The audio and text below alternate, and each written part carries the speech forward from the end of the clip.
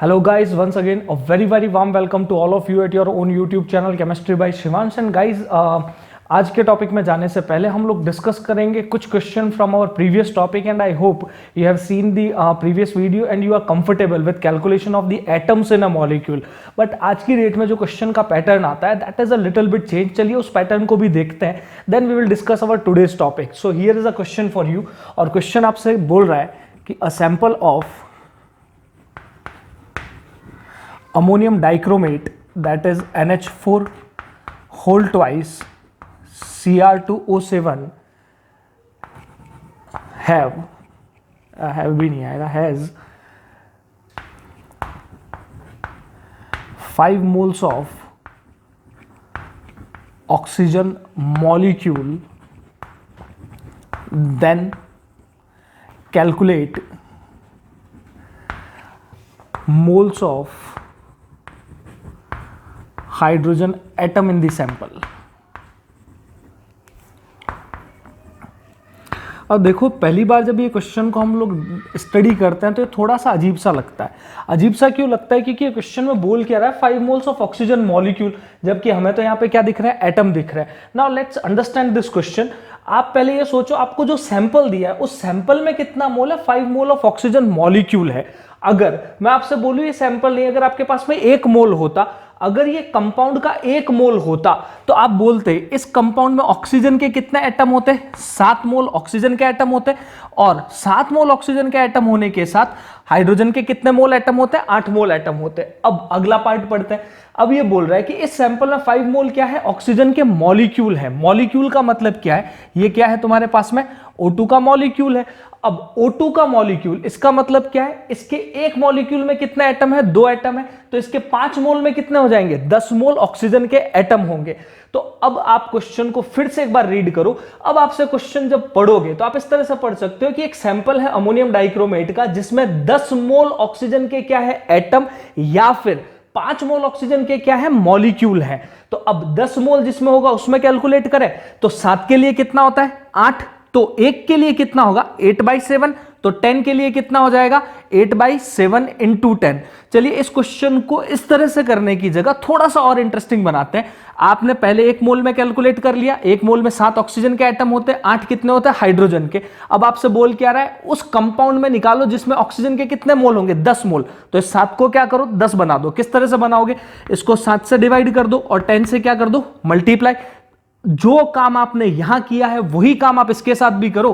क्या लिख दोगे यहां पे, डिवाइडेड बाय 7 मल्टीप्लाइड बाय 10। आप 1 on 1 से करते, दैट मींस यूनिटरी मेथड लगाते, तो 7 के लिए कितना है, 8, 1 के लिए कितना होता, 8/7, तो 10 के लिए कितना हो जाता, 8/7 इंटू 10। तो आप सिंप्लीफाइड तरीके से क्या कर सकते हो, जो आपने यहां पे कंपाउंड में एटम्स है उन एटम्स को लिखें, उसके बाद 1 मोल का लिखें। 1 मोल का लिखने के बाद चेक कर लो किसके बारे में इंफॉर्मेशन दी है, उस इंफॉर्मेशन को उसमें कन्वर्ट कर लो। I hope this part is clear to you. चलिए इसी से रिलेटेड एक और क्वेश्चन कर लेते हैं। अगला क्वेश्चन आपसे बोल रहा है a sample of magnesium phosphate that is Mg3PO4 whole twice has 144 gram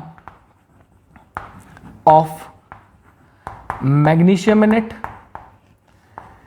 then calculate moles of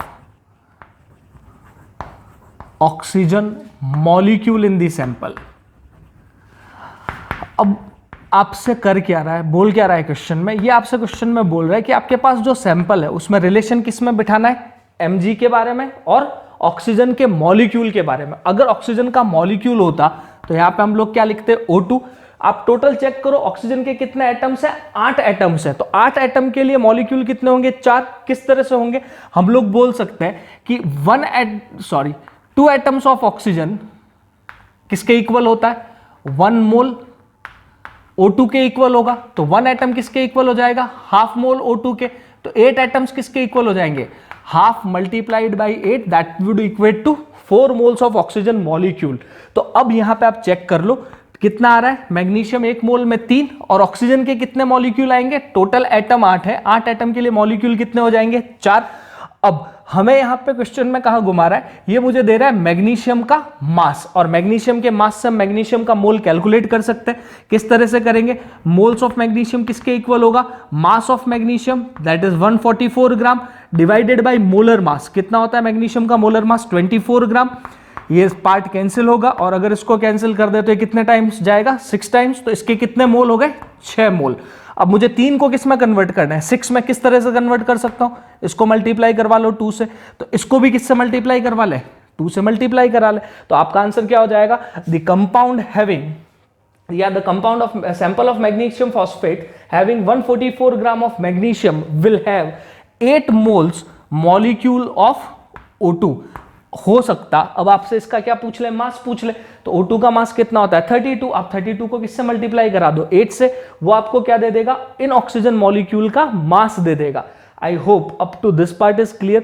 Still, if you have any sort of the doubt in any question, what you can do, you can post me your doubt in the comment box and I would be pleased to reply for those questions. चलिए next part की तरफ move करते हैं। अगला question देखें। Now guys here is your next question, और question आपसे बोल रहा है कि calculate the mass of carbon monoxide which will have same moles of oxygen atoms as present in 8.8 gram of CO2। इसका मतलब क्या है? इसका मतलब ये कि 8.8 ग्राम CO2 में जितने ऑक्सीजन के मोल्स होंगे उतने ही मोल किसमें होने चाहिए? कार्बन मोनोऑक्साइड में। तो उस कार्बन मोनोऑक्साइड का क्या करना है? मास निकालना है। तो चलिए इस क्वेश्चन को करते हैं। अब हम यहाँ पे बोल क्या सकते हैं? हम ये बोल सकते हैं कि पहले इसके number of moles of oxygen atom निकालो और उतने ही ऑक्सीजन एटम किसमें कर दो? कार्बन मोनोऑक्साइड में। चलिए सॉल्व करते हैं। तो अगर मैं यहाँ पे सॉल्व करता तो मैं क्या बोलता? मोल्स ऑफ CO2 मल्टीप्लाई करा दे किससे? नंबर ऑफ ऑक्सीजन एटम कितने हैं? 2। और ये किसके इक्वल होने चाहिए? मोल्स ऑफ CO मल्टीप्लाई किससे करा दे? नंबर ऑफ ऑक्सीजन एटम किसमें? कार्बन मोनोऑक्साइड में। अब अगर इसके मोल की बात करें तो मोल किससे निकालोगे? CO2 का मास 8.8 ग्राम डिवाइडेड बाय CO2 का क्या कर दो? मोलर मास 4.4 ग्राम मल्टीप्लाई किससे करवा 44 ग्राम मल्टीप्लाई किससे करा दो? 2 से।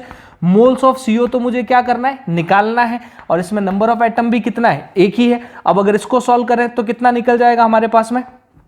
पॉइंट हटाओ, ये कितना हो गया? 440। सॉल्व करेंगे कितना हो जाएगा? 2/10। अब मोल्स ऑफ CO किसके इक्वल हो जाएंगे हमारे? 4 डिवाइडेड बाई 10, मतलब ये कितना हो गया? 0.4 किसके इक्वल? मोल ऑफ CO, और ऑक्सीजन का एक एटम, इसलिए यहां पे हमने कितना लिया है? 1 लिया है। अब सोचो आपको मोल से किस में कन्वर्ट करना है? इसको मास में कन्वर्ट करना है। और किस तरह से कर सकते हैं? मास अपॉन मोलर मास करें। तो मुझे यहाँ पे मास तो कैलकुलेट करना है, और CO का मोलर मास कितना होगा? 28। कैसे आएगा? कार्बन का 12, ऑक्सीजन का 16, 16 प्लस 12 कितना होगा? 28, और यहाँ पे कितना हो जाएगा? 0.4। तो मास को आप क्या कर दें? 28 multiplied by 0.4 and it would work out at 11.2 ग्राम।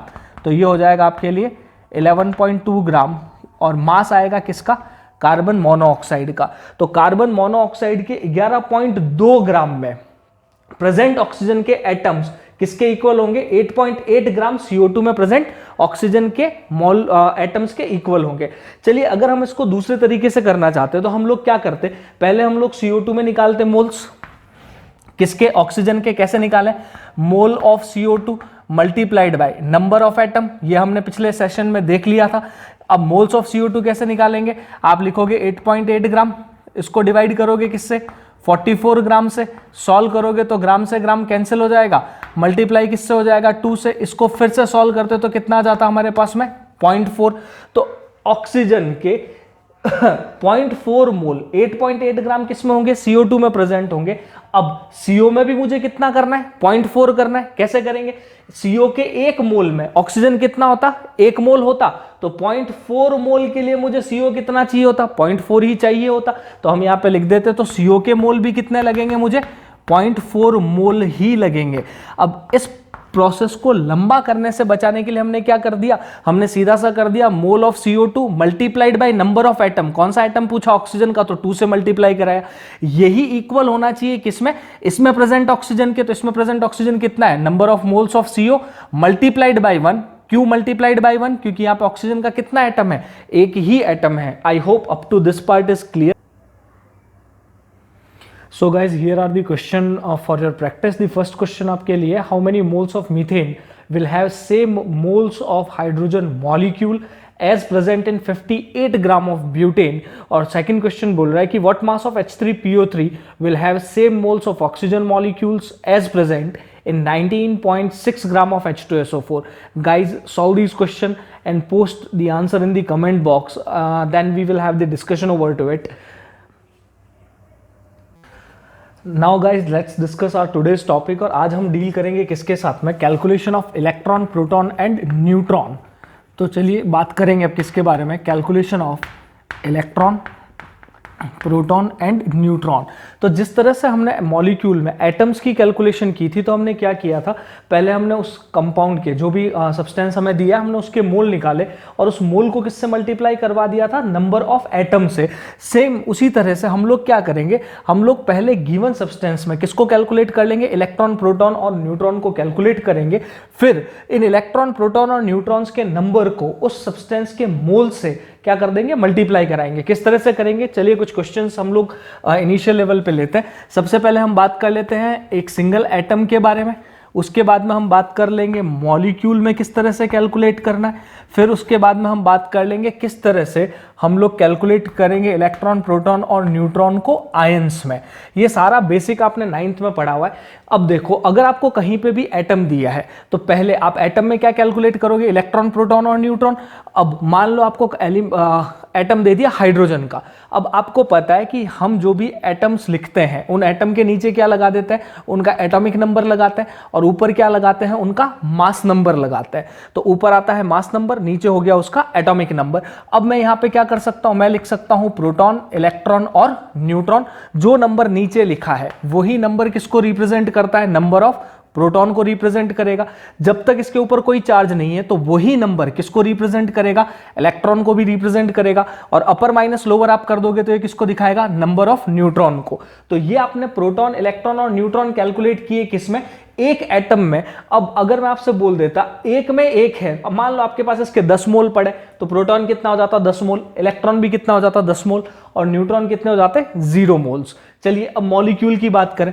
अगर मुझे यहां पे मान लो दे दिया होता H2SO4 और मुझे बोल दिया इस मॉलिक्यूल में किसको कैलकुलेट करो, इलेक्ट्रॉन, प्रोटॉन्स और न्यूट्रॉन को कैलकुलेट करो, तो हम क्या करें, इंडिविजुअली अलग अलग एटम्स के इलेक्ट्रॉन, प्रोटॉन, न्यूट्रॉन निकाल दें और फिर उनको क्या करें, सबको जोड़ लें। किस तरह से ये काम करेंगे, तो पहले आप लिखोगे हाइड्रोजन, हाइड्रोजन का 1 एटॉमिक नंबर, और 1 ही क्या होता है, इसका मास नंबर होगा। फिर हमें दिया है सल्फर, सल्फर का एटॉमिक नंबर है 16, मास नंबर हो जाएगा 32।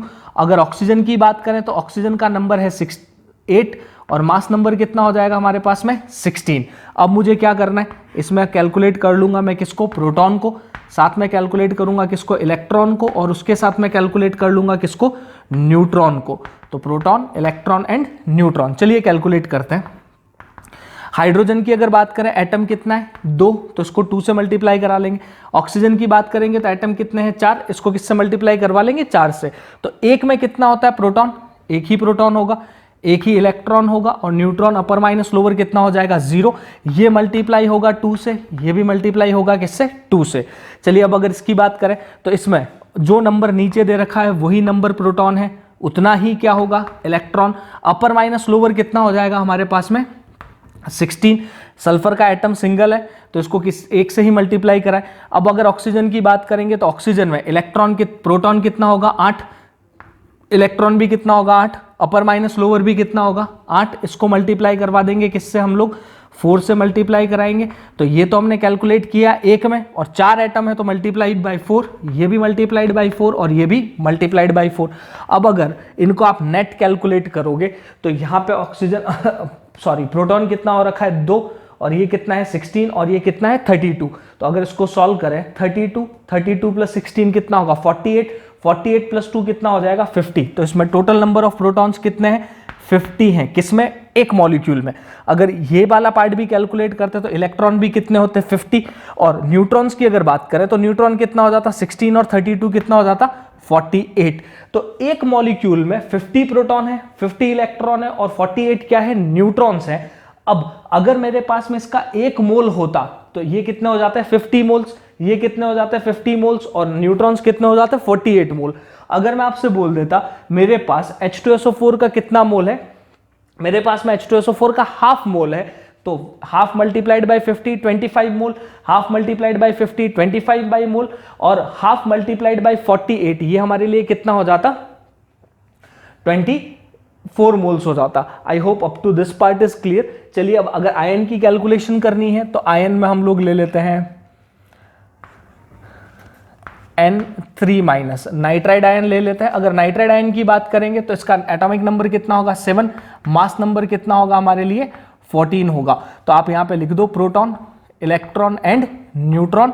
अगर प्रोटॉन की बात करो तो जो नंबर नीचे दे रखा है वही प्रोटॉन है, वही नंबर क्या होगा हमारे पास में, इलेक्ट्रॉन अपर माइनस लोअर करेंगे क्या आ जाएगा हमारे पास में, न्यूट्रॉन आएगा। तो पहले हमने इसका बेसिक कैलकुलेशन कर लिया, ये कंसीडर करके इसके ऊपर कोई चार्ज नहीं है। तो हमारे पास में 7 प्रोटॉन होते, 7 इलेक्ट्रॉन होते और 7 क्या होते, न्यूट्रॉन। बट अब हम यहाँ पे देखें चार्ज है नेगेटिव, और नेगेटिव चार्ज होता है तो नेगेटिव चार्ज कब आता है, जब इलेक्ट्रॉन गेन होता है, और पॉजिटिव चार्ज कब आता है, जब इलेक्ट्रॉन लॉस होता है। तो यहाँ पे नेगेटिव का 3 है, तो इसमें नेट इलेक्ट्रॉन कितने हो जाएंगे, नेट इलेक्ट्रॉन हो जाएंगे हमारे पास में 10।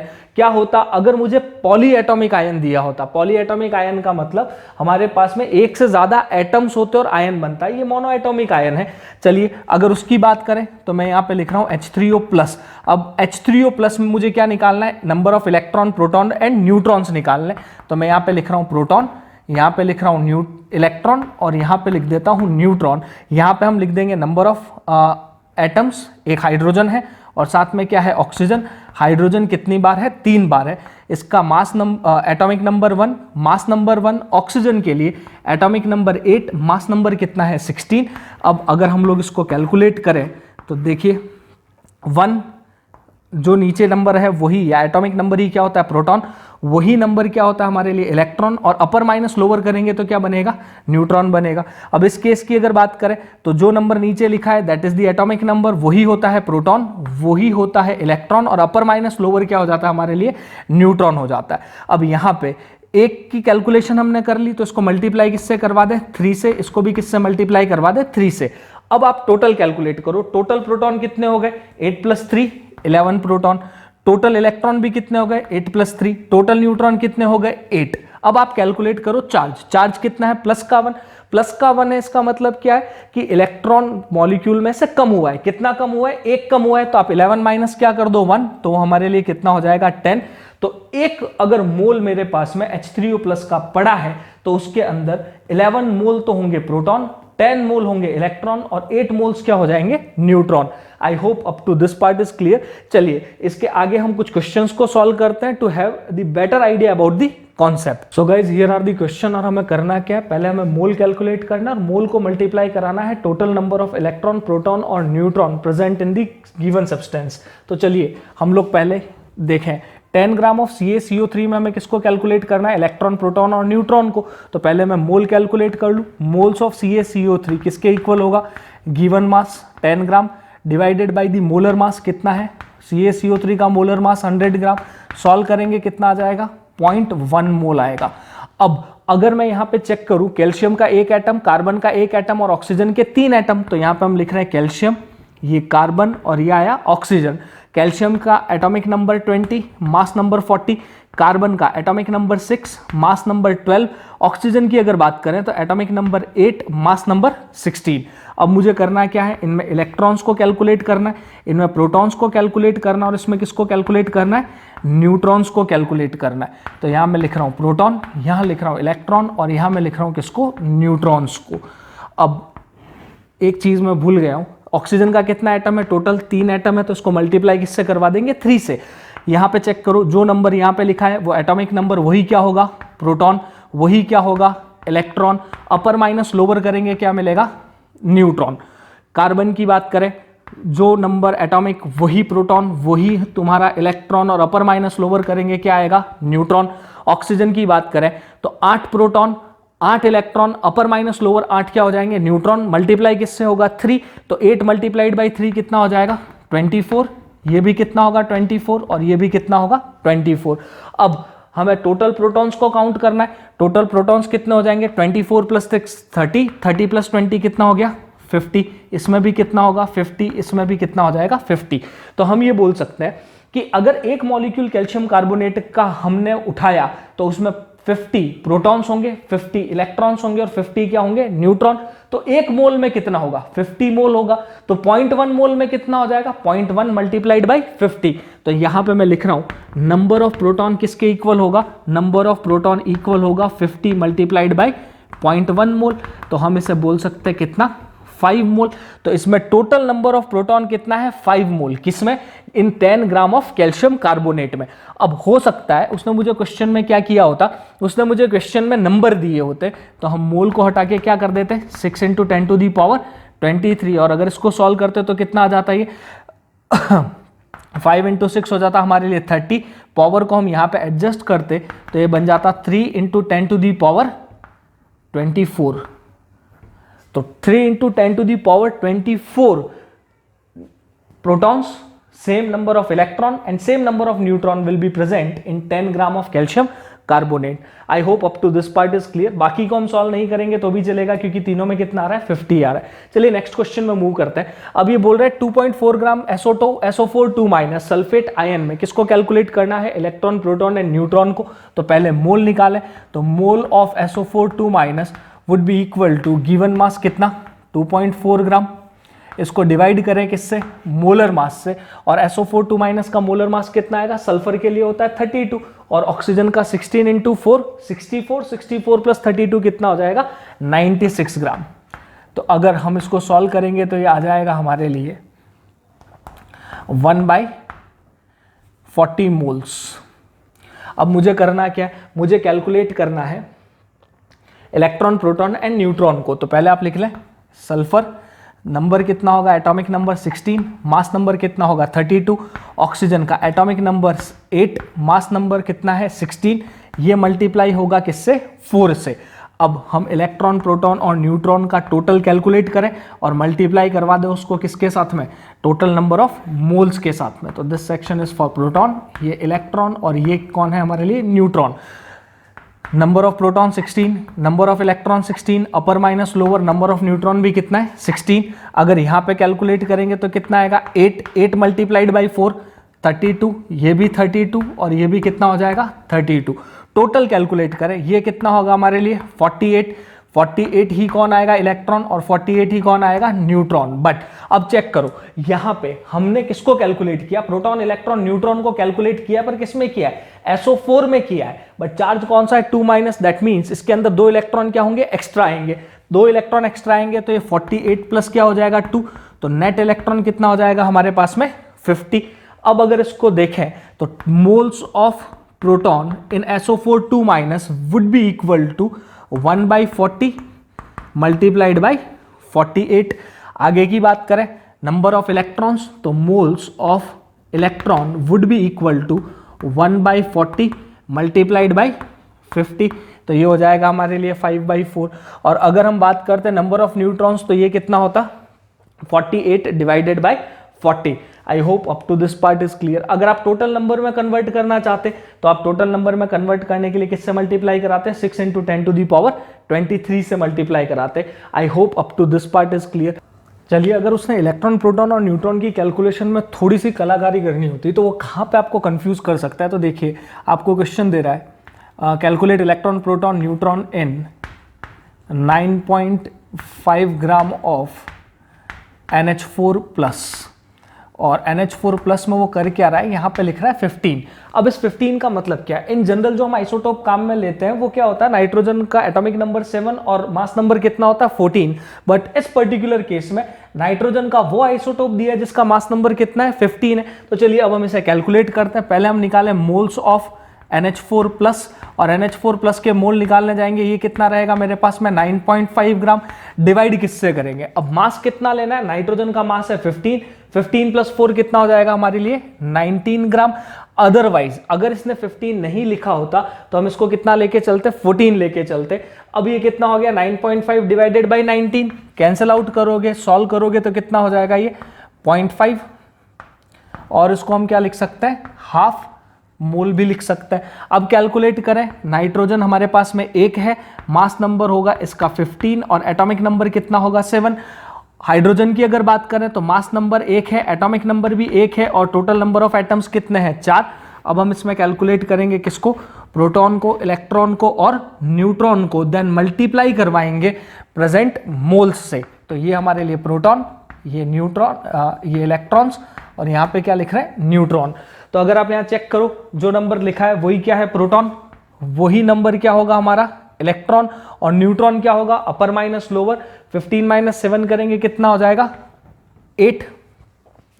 अगर हाइड्रोजन की बात करें तो एक ही प्रोटॉन होगा मल्टीप्लाइड बाय 4, एक ही इलेक्ट्रॉन होगा मल्टीप्लाइड बाय 4, और न्यूट्रॉन्स कितने हो जाएंगे, 0। नेट कितना आ जाएगा, ये आएगा हमारे लिए 11, ये 11 और ये 8। अब हाफ मोल है, एक में कितना होता है 11, तो हाफ मोल में कितना हो जाएगा 5.5।